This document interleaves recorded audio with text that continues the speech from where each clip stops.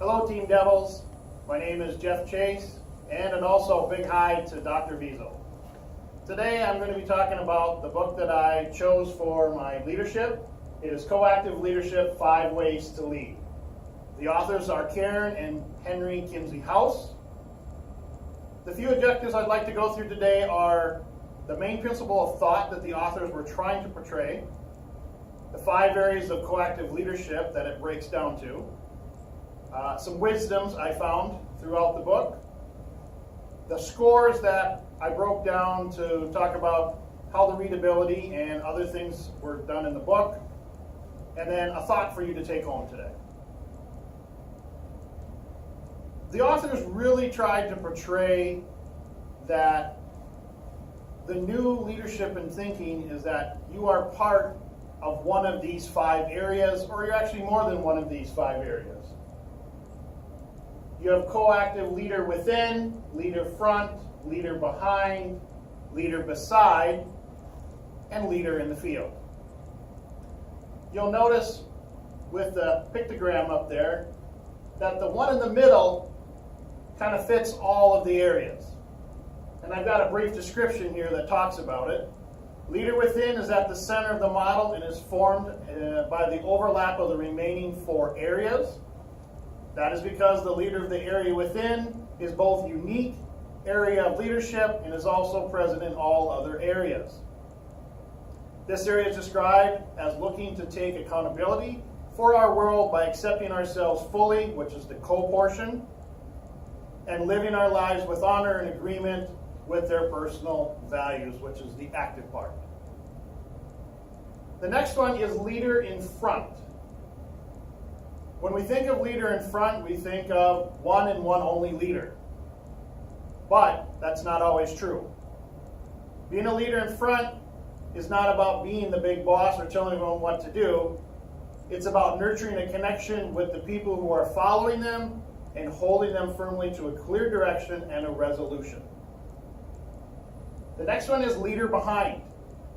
Leader behind emphasizes on providing whatever is needed, and through open-heartedness, weird word, sorry, and passionate participation, forward the action in a way that holds everyone together.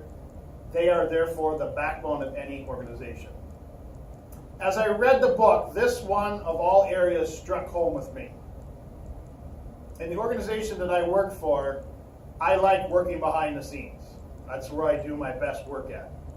Being noticed and all of that, yeah, that's nice, but getting things done in your area is what I enjoy to do, so I fit this category very well. Coactive leader beside. Partnership between 2 people in which both people are responsible for every part of their project. This is very different than our usual thought process of co-leading, which usually consists of dividing up responsibilities and taking turns on a project. Leader in the field.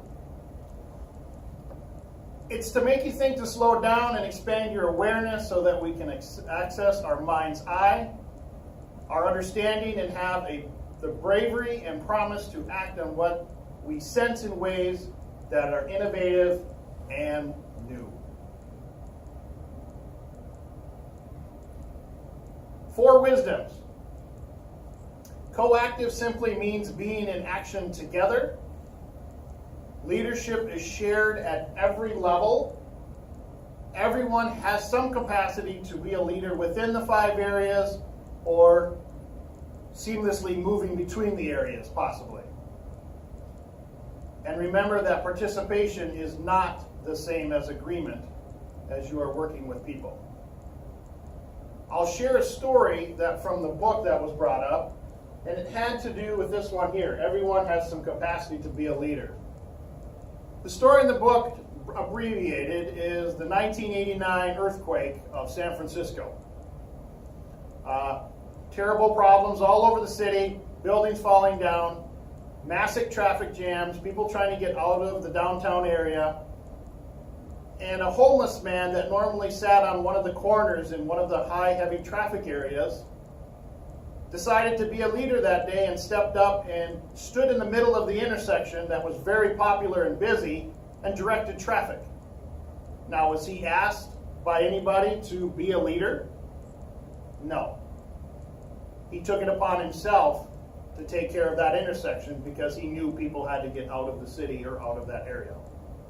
So that one strikes true for me in kind of the example that the book had. The scoring. Intellectual value, I gave it a 4.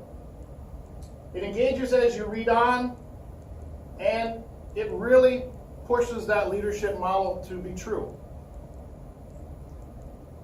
The scientific rigor, on the other hand, was not done very well. I gave it a 1. There were hardly any references at all in any scientific journals or anything of that nature. The 5 areas of the model had a lot of validity to me, and that the leadership style that was described, I gave it a 5 out of 5. I think it could work in any organization. And then the last part for readability, I gave it a score of 5. It's a good read. It's a nice personal read. It maintains the focus on the model presented. The chapters are short, easy to read, and they're engaging. They want you to keep reading on. You want to know what's next. And they use lots of stories and lots of wisdoms from a lot of people.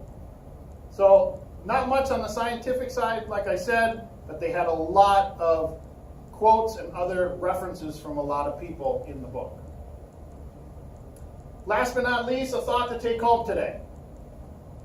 This particular leadership style is a thinking that's available to people at every level in any organization.